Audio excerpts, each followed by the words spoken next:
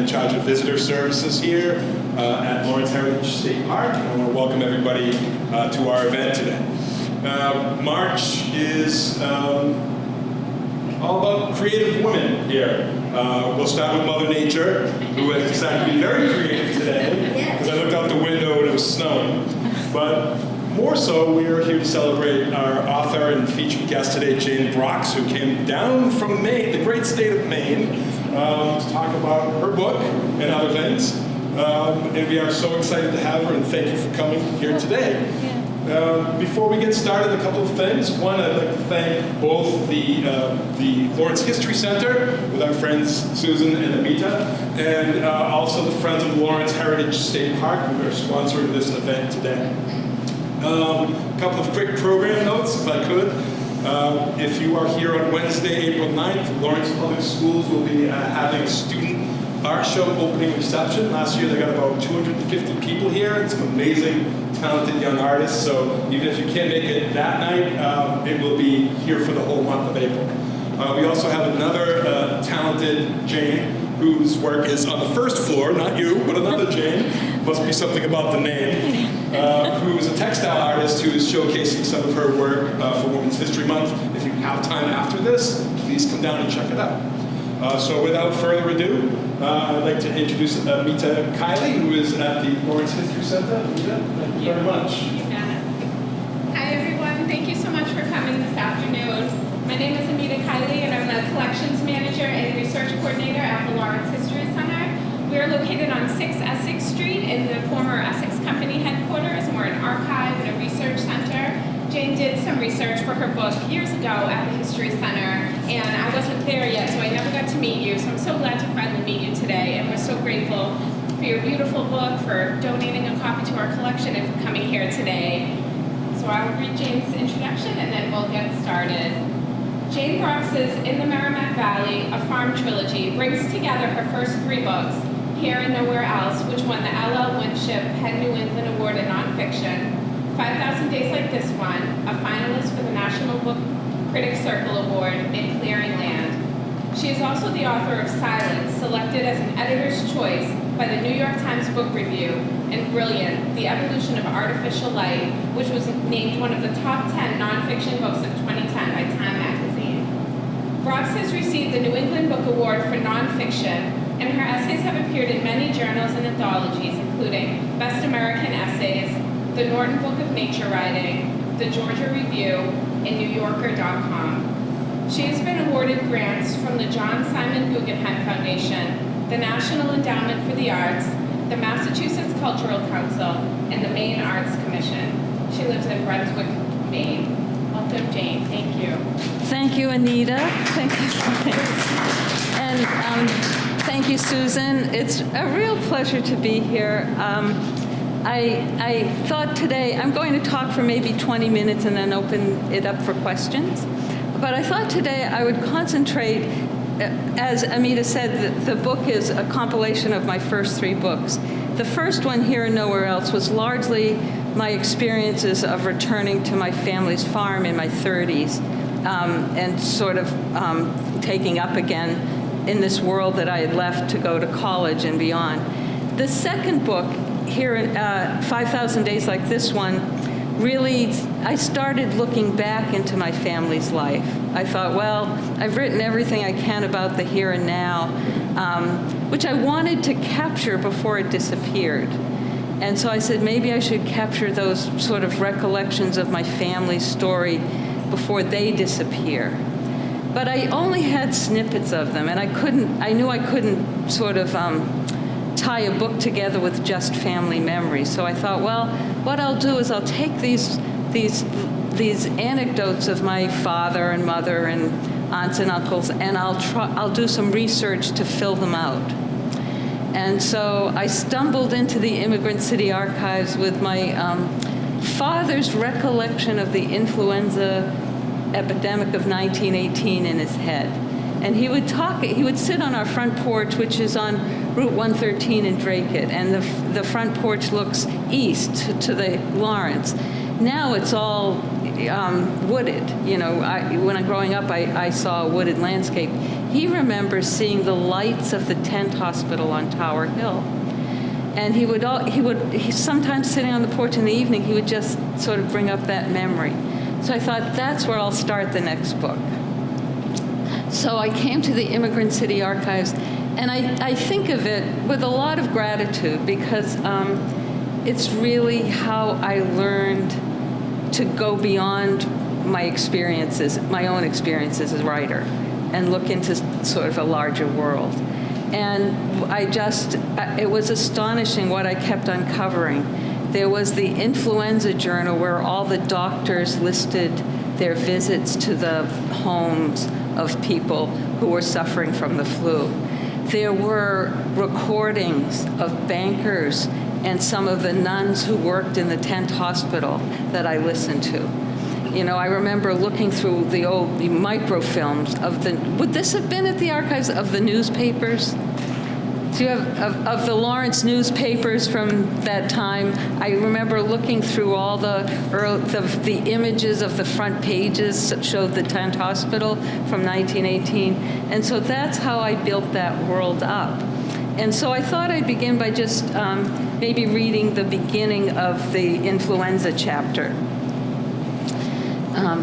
And it's funny, this piece was the start of the book, but it's really in the last third of the book. You know, I had to write up to the influenza epidemic and then write beyond it. Can everybody hear me? Okay, yeah. In ordinary times, the bankers, lawyers, and mill owners who lived on Tower Hill opened their doors to a quiet broken only by the jostle of a laden milk wagon, the first stirring of a wind in the elms, or the quavering notes of a sparrow. It was the height of country, the air sweet and clear. Looking east from their porches, they could survey miles of red brick textile mills that banked the canals and the sluggish Merrimack, as well as the broad central plain mazed with tenements. To their west was a patchwork of small dairy holdings giving over to the blue distance. But for the 31 mornings of October 1918, those men adjusted gauze masks over their mouths and noses as they set out for work in the cold-tinged dawn.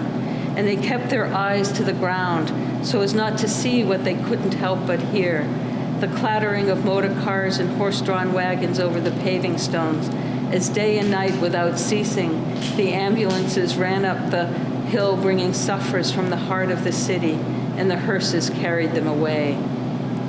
It had started as a seemingly common thing, what the line storm season always brings, borne on its wind and on our breath, something that would run its course in the comfort of camphor and bed rest.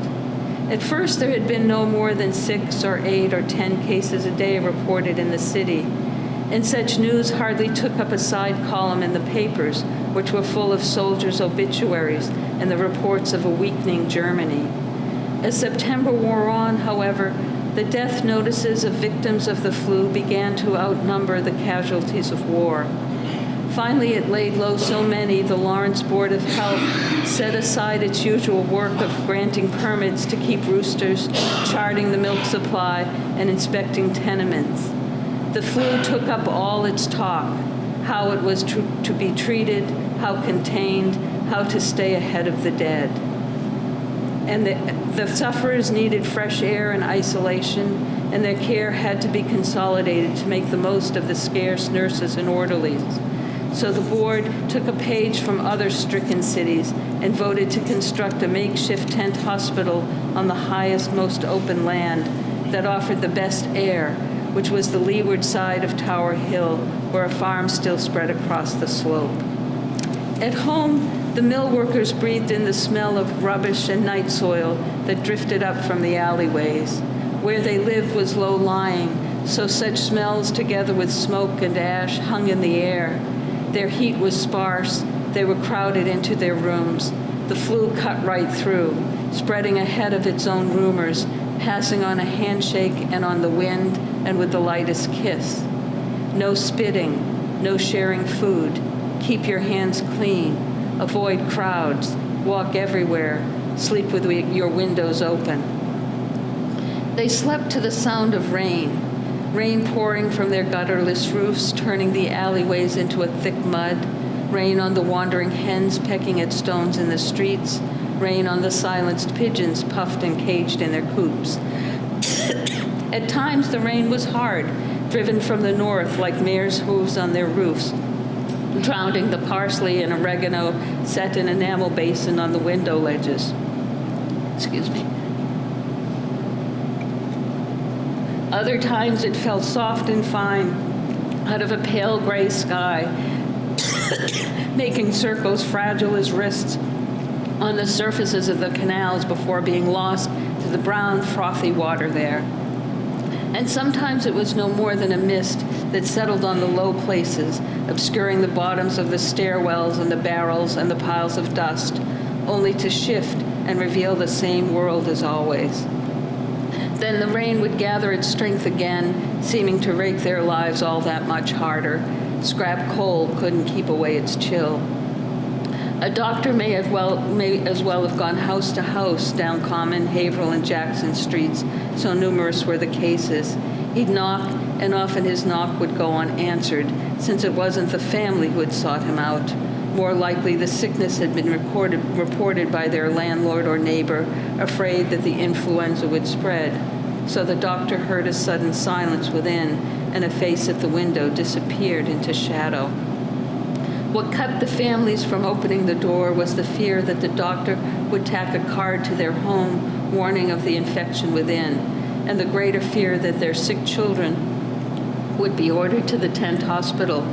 Once there, they wouldn't be seen again until they were dead or cured. When the doctor finally gained entrance, at times with the help of the police, he could find whole families had been laid low, and the sick were tending those who were sicker.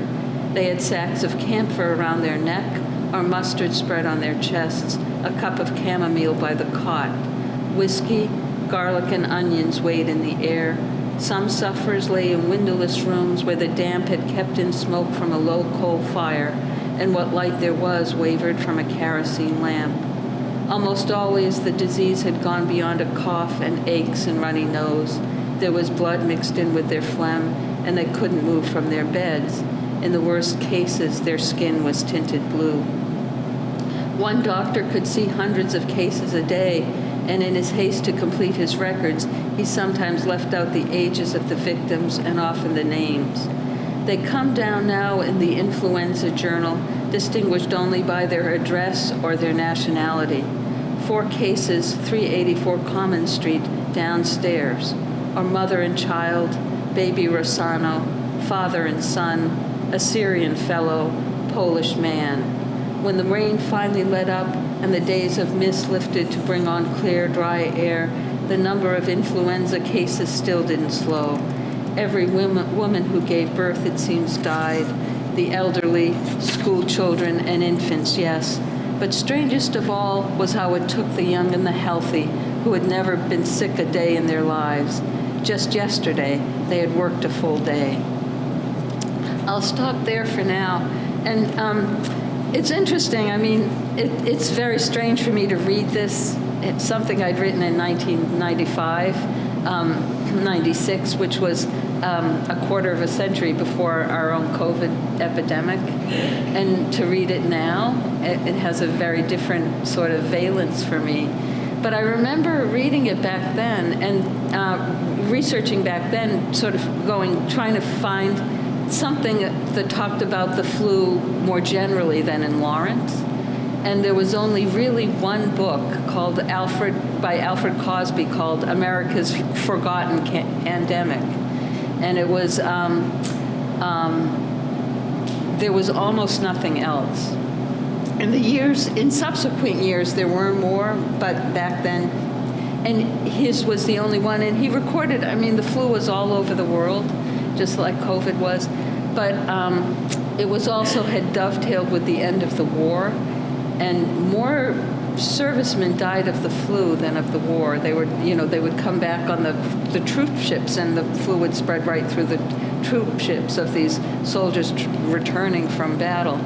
So I sort of feel as if, I felt as if I had sort of dropped into a hidden world back then.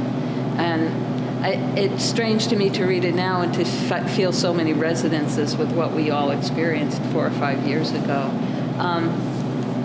But part of this was, part of the challenge of this second book and the subsequent books in the trilogy also was to take the researched material and sort of marry it to personal experience and personal recollections. And I didn't, it was very hard, I think, to, the biggest challenge was creating a voice that could both capture the historical record and talk about the personal world without seeming as if it was, I was moving from the voice of the BBC to something much more personal. So I kept working back and forth with sort of how to bring personal material in.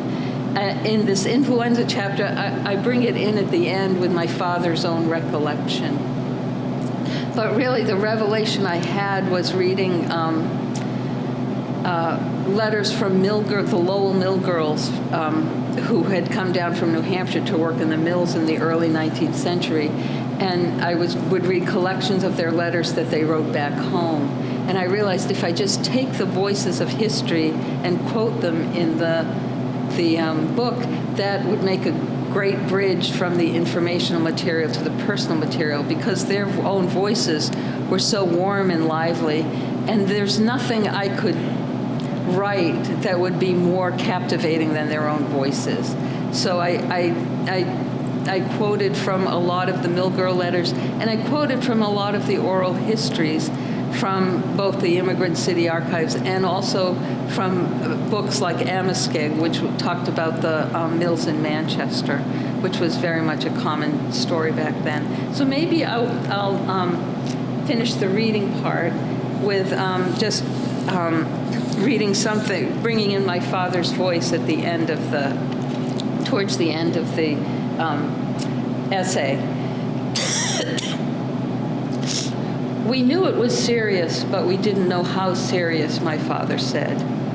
The farm is less than 5 miles to the west of Lawrence, but by the time the news reached here, it was muted and slowed, no more than a rumor on the sea wind biting in from Cape Ann. Their westward view was open then, and they could see the leeward slope of Tower Hill, though it was far enough away to appear plainly blue. On the 1st of October, 1918, they woke to see flanks of those white canvas tents set in columns and rows across the hill. And that night, the horizon was so crowded with lights that it must have seemed as if the heart of the city had grown closer. As in the city, whole families on some farms were stricken, others spared. His family was spared. All he knew of the flu then was white chips of camphor and an old sock around his neck, and his mother whispering to his father in the evenings, "You'll bring it here." His aunt and uncle, who had a nearby farm, and his cousins all came down with it in their turn until the whole household was confined to their beds. No doctor came. My grandfather, after he had tended to his own herd, saw to theirs, to their water and feed, and to their milking. He drew water for the house and brought them bread. He'd light the fires and bring in a day's supply of wood. Even so, with the windows open, the rooms felt cold as quarried granite. The youngest boy died. The parents, still weak, were slow to perform the offices of the strong. They washed the body and had to rest. It seemed to take most of the day to make a respectable small pine coffin. They cleaned the front room, set the coffin in the bay window, and took turns sitting beside it. Not even small things were the same. Not the rust-colored chrysanthemums blooming against the kitchen door, not the lingering fragrance of thyme and mint in the yard. And the large things to be done, the work that had waited all through their sickness, waited still and weighed heavier. It was late enough in the year so that the weeding didn't matter anymore, but potatoes, carrots, and cabbages had to be harvested and stored, wood to be gotten in. The late apple tree was laden with fruit. The Ben Davis apples would cling to the branches all winter if you let them. Enough work to fill their days for as long as they could foresee. And so that's sort of how it still amazes me to this day. I mean, when I was a child, it took us 15 minutes to get to my grandmother's house in Lawrence. And but back then it was as if there were two different universes: the little urban world of Lawrence, and then the country life of a place like the farm in Dracut. And the worlds between them were just, the difference between them was just vast in the way it isn't now. But I wanted also, I think, in bringing my father's voice back in, to convey that sense of distance in an earlier time, because I think, you know, the idea of just not even being able to telephone or even get a newspaper probably in those days very easily would have meant they had a much more isolated experience of the epidemic.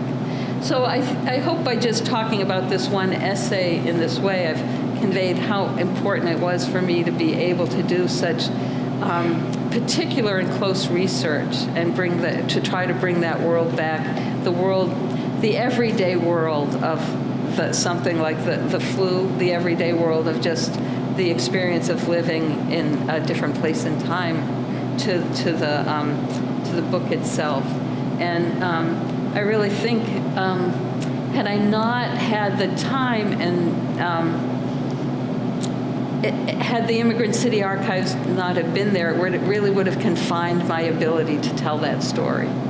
So anyway, that's my expression of gratitude for the place. I'd love to answer some questions if you have them about the book or the research or whatever I can remember. So. Jane. That's all right. How old was your dad in 1918? Well, my dad was born in 1910, so he was 8 years old. So it would have been like a very, you know, just one of his first memories. I think it must have been, and they would have seen it from the farmhouse, which was just a little bit more west. But it must have been been so impressive to all of a sudden see this very different world at night. I mean, it was. And where was he in the birth order? It was Bertha, Dell, George, Frank, my father. He was 5 of 9. Yeah. So, of the ones who lived, you know, there were a bunch of children. My grandmother had children. I think it's over a 20-year span between the youngest and the oldest. Yeah. That's a lot of work. Yeah. I'm wondering if the old farms, such as your family's farm, stayed away from selling their produce and orders during the peak of the epidemic. If they didn't bring in the vegetables, if they didn't bring in the milk, if they didn't bring in any other products because of fear of catching influenza. That's an interesting question. I think that might have been the case. My family's farm at that time was a dairy farm, and they would wholesale the milk. In the original hardcover of 5,000 Days Like This one, there's a milk map of Lawrence, and it shows all the farms and how much milk they produced for Lawrence, and they would have just been going from the farm to the wholesaler. So they wouldn't be coming into downtown Lawrence. But I think a lot of things were restricted. I think not only did probably not much produce and product come in, I'm thinking that people also stayed away from shopping as much as they could, and didn't, you know, they would only buy essentials and only would go out as infrequently as possible. So I think a lot of trade slowed down. The schools were closed, the theaters and all that was closed. I can't remember now if some of the stores must have had to stay open. I don't think it was so different, you know, from 5 years ago when essential businesses, they made a distinction between what was essential and what was inessential, really. You couldn't have, only the families were allowed to accompany the funeral carts. You know, nobody outside the family could accompany the dead during the funeral. So there was a lot of restrictions in that way. The schools closed. but I can't say, I don't recall for sure whether, I'm sure fear kept some people away, and then probably taking advantage of there being, then some farmers might have taken advantage of the opportunity to sell more, you know? It's kind of a personality thing. Or so. I think it's really interesting. You're having done such wonderful research in terms of the factual information that's available, and then the letters from the milk growers in whole, and yet you still have transitions to make. But, and I'm not saying fiction, but your imagination has to work and say, it must have been like this. Yeah, yeah.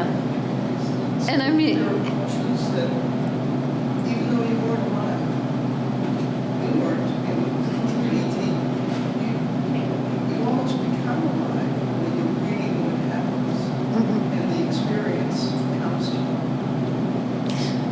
well, it's interesting. It's sort of like, you know, all the information about the rain, I was looking at the daily papers and seeing the weather forecast for the weather for those days. So I saw that, you know, it was rain. It was a really rainy October, and everybody was talking about when the rain lifts, then, you know, when the fresh air comes in, the flu will disappear. And, you know, that didn't happen, of course. But so it's interesting how you have to take all these little, you have to build everything on these little bits of facts, because and create, you know, you have to create something readable, you know, so you have to build a world out of all these little facts about, you know, the streets, the weather, you know, the influenza journal, what you know of the maps, the early maps of Lawrence and things like that. And then sometimes I would say, you know, I would try to, there were some things I had to really imagine, and I would try to convey that in how I wrote it, like, it must have been, or it could have been, or something like that, to say that to indicate that it wasn't for certain, but it was something that you could almost extrapolate from whatever else you knew. So that's the only way you can really treat that. We can't know the past. We can't know every facet of the past. It disappears faster than you know. So, yeah. And The camper did. I said, thank God the camper. Yeah. Yeah. That brought back memories. The remarkable thing, I'm not from this area, so I read the book, and then I said, how the hell? It rained. So I went up Tower Hill, and you can envision just the tents, all right? So then I went down the road, off to the farm, and I said, how could he see from that farm, front porch, which is still there? yeah. That's remarkable. Well, the picture I have of the farm from 1901, you go there now and there are these beautiful stands of white pine and mixed deciduous trees everywhere, you know, all fringing the fields. 1901, there was hardly a tree in sight. You know, it had been, and there were everything between my family's farm in Lawrence, more or less, until the city started, was a farm. So it would have been pasture land. Yeah. So it's kind of, I mean, I can't imagine it either. Yeah. But he was certain, you know, But the other thing that was interesting in doing the research for the book is, you know, I would try to talk to an uncle or an aunt, and their memories often clashed. Like my Uncle Frank's memory of of Armistice Day is very different from my father's memory of Armistice Day. So, you know, it's also, memory is also faulty, and you have to kind of figure that into the... Wonderful to think that they were that close. Yeah. That close and that distant, because, you know, they only came to Lawrence for special occasions back then. Yeah. Yeah, Anita.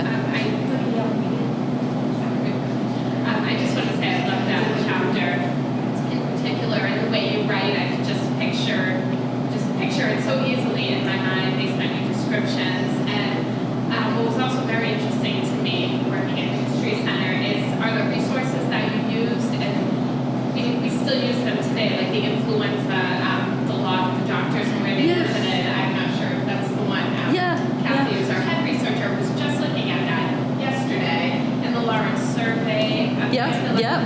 Farms, we use that all the time. And so to think about you doing research in 1995, and then we're doing research with those same resources today, and also thinking about what else has been donated since then or rescued. We have a ledger, a school ledger from October 1918. Really? That came in 2016, and it lists the students, and then it lists when the schools were closed for influenza, and then it will show some of the students died during that time. So it's just so interesting, the story, and you can look at it from different points of view, and then of course having the COVID is that perspective, but it's just such a beautiful book, and of course the cover, I told you how much I love the cover. I know it's the soil. Yeah, yeah. It was, just a beautiful book, and there's so many perspectives you can view and read the different chapters from with the time passing. Yeah, that's so interesting, that the Lawrence survey, I have my own copy. Yeah. I bought my own copy, but that has the milk map in it. Yes. Yes, And we yeah, use that yeah, book yeah. weekly, if not almost every day, and it's digitized now, so we're always sharing it with researchers because it offers such a picture of a particular time. And It's amazing. Yeah. It's amazing. The White Fund, right? White Fund, The White yes. Fund, and it's just, you would read all those, and the prejudices of the day, because you read about the farms that were supplying milk. Is that in there where they're talking about the different dairy farms supplying milk because they're afraid of tuberculosis Yes. and that sort of thing? And so they're saying, run by immigrants, dirty, blah, blah, blah, blah, things like that. It's really interesting, So, And in that 1911 survey of the milk quotas, it would identify certain farms as wood farms, dairy farms, Yeah. and others as dirty. yeah, So they go and inspect each farm yeah, yeah, in the surrounding area. Yeah. And rate it. yeah, So, yeah, yeah, It's just so specific. yeah, And it tells someone what the residents of the city are consuming. yeah, And why that makes sense. yeah, What sources not to use. yeah, yeah, So it's Yeah. really advanced, I think, in terms of its time. yeah.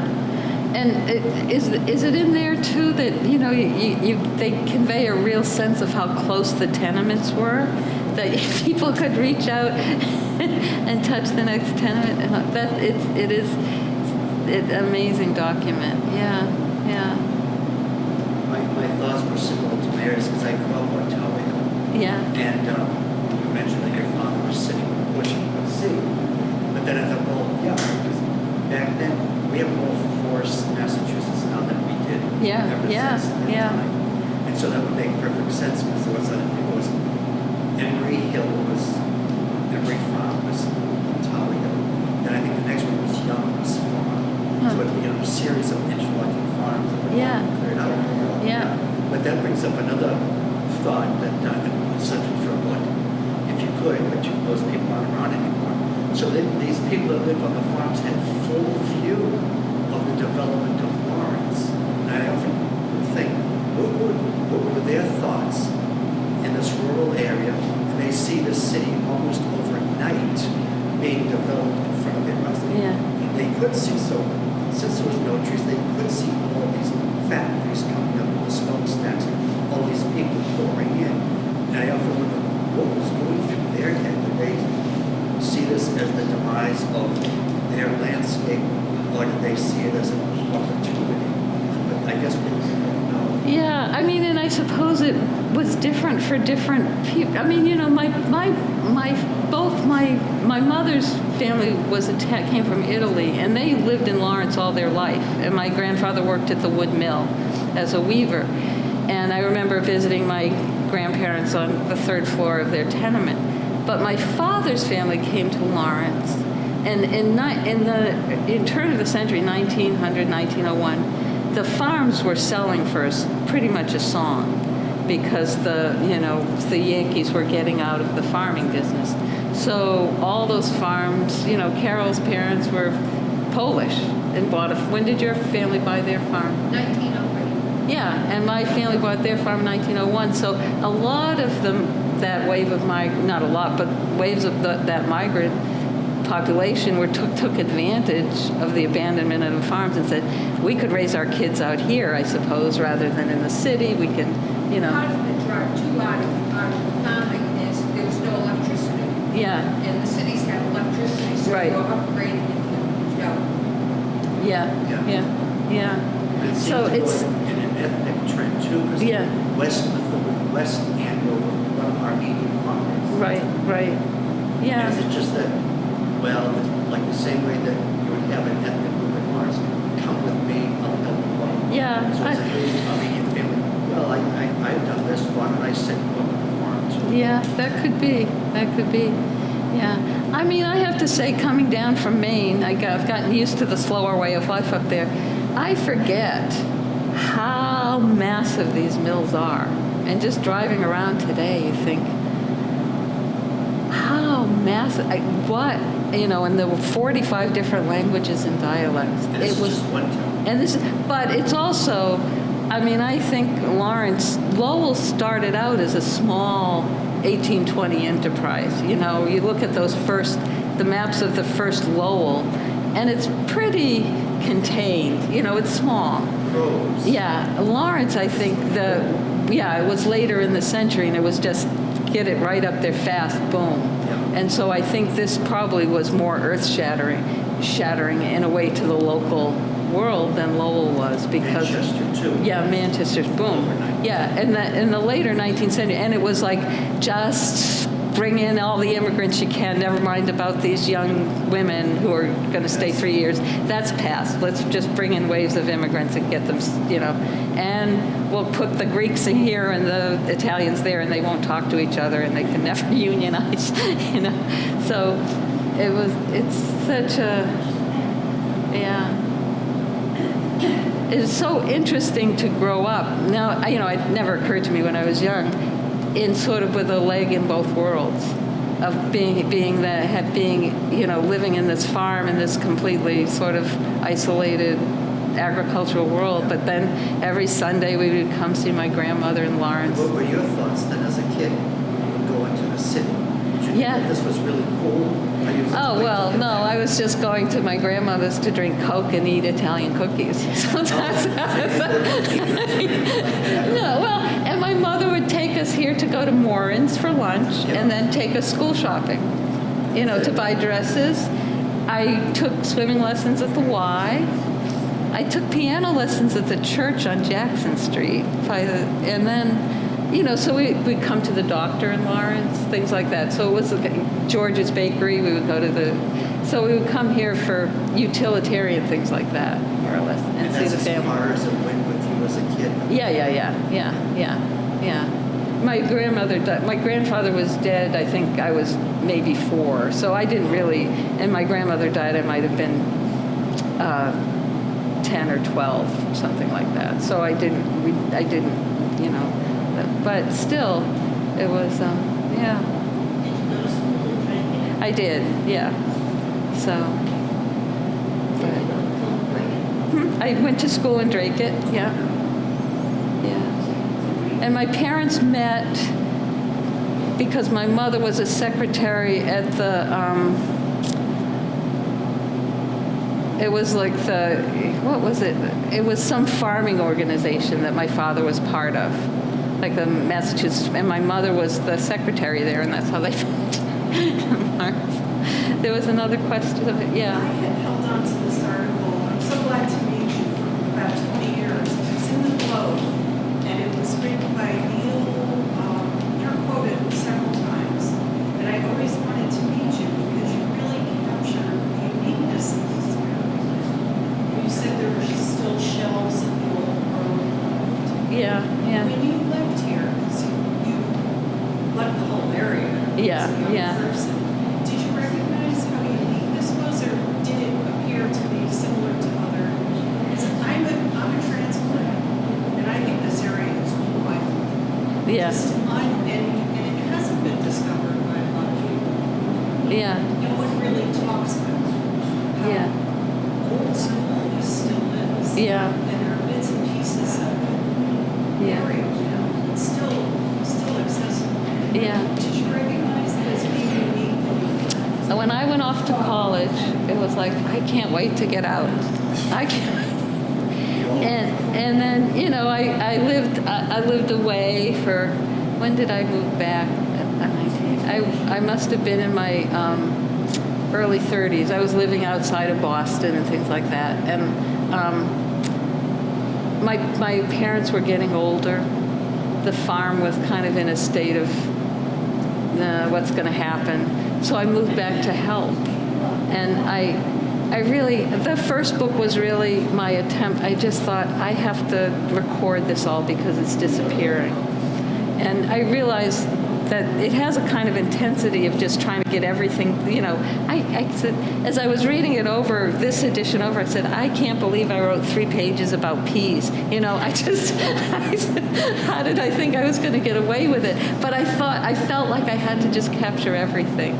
And so it just became it was a very different place to me, as both a place to live as an adult and seeing, you know, and I watched my entire family pass away more or less. And then, and it's, you know, and I think now it's, the world I know has just disappeared, really. And I was thinking just the other day, you know, what I wouldn't give to just sit at the farm table and talk with my Aunt Bertha. You know, it's so different. But, and I'm glad to have left, because now I have the Perspective. and I have it in my head. I have the old world in my head still. And there seems to be a richness to the area. Yeah. I think I don't have it. Yeah. I don't. Where did you come from? North Haven, Connecticut. North Haven, Connecticut. Area. Yeah. Connecticut is Duluth. This place is concentrated. That's interesting. You should write about that. No, you should. I mean, that's a really interesting perspective. I think Massachusetts communities have really held on to a lot that other places don't seem to hold on to. Yeah. And then I'm figuring out why. Is it population? You say this all of us are. But you said that people your generation didn't leave. Yeah. And I was doing research years ago on a different topic, and I could find descendants so easily. Yeah. It seems to be an area that people really have a strong sense of belonging to, unlike other areas where the changes happen. Yeah. I don't know if you found that. I can't really explain it, but I've lived in Maine for 20 years, and I really like my life there. I feel very lucky to live where I live, but I don't feel like I'm a Mainer. Right. I feel like I still, my identity is still sort of Eastern Massachusetts. So I think that happens wherever you go. yeah. I'm a recent friend from the Dale brother, and then it's amazing.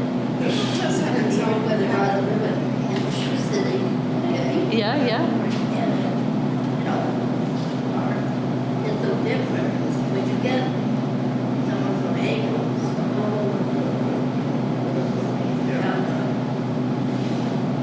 they're not rich.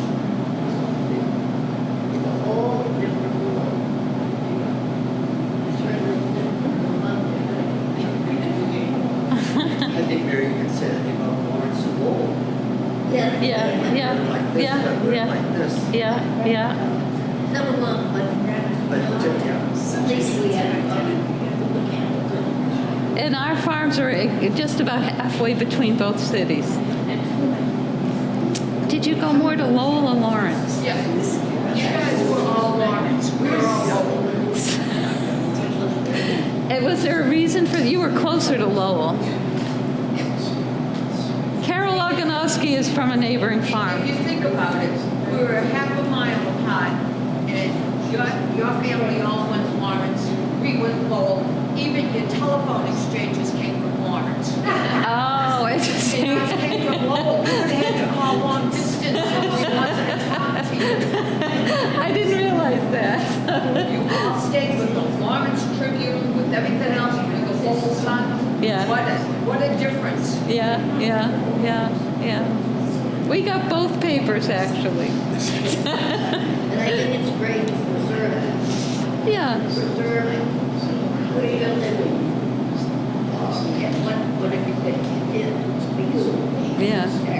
Right? I think it's great to preserve it. yeah, As a building, oral business.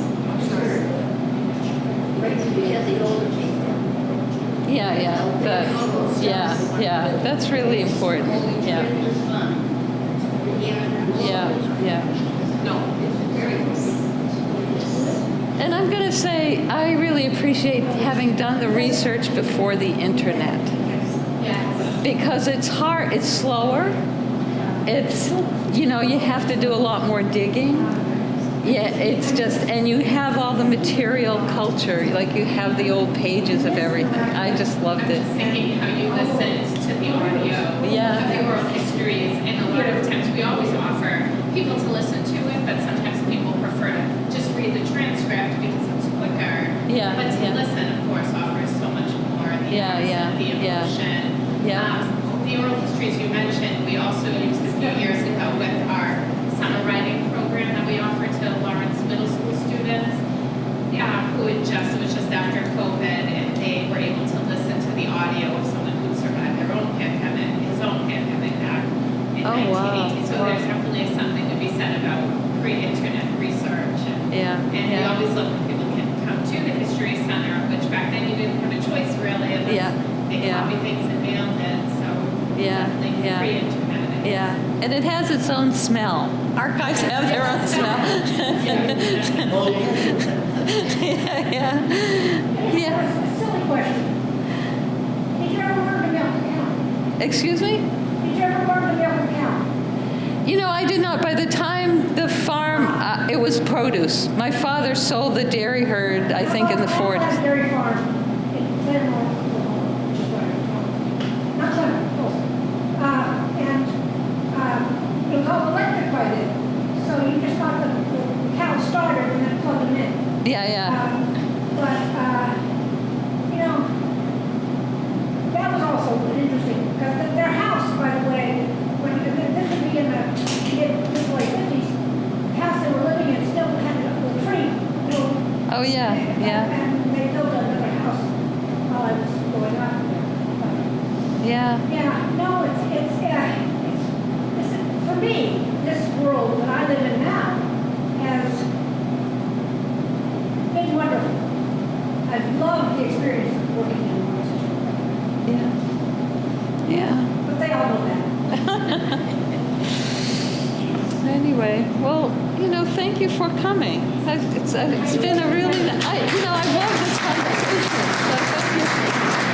Thank you. Yeah.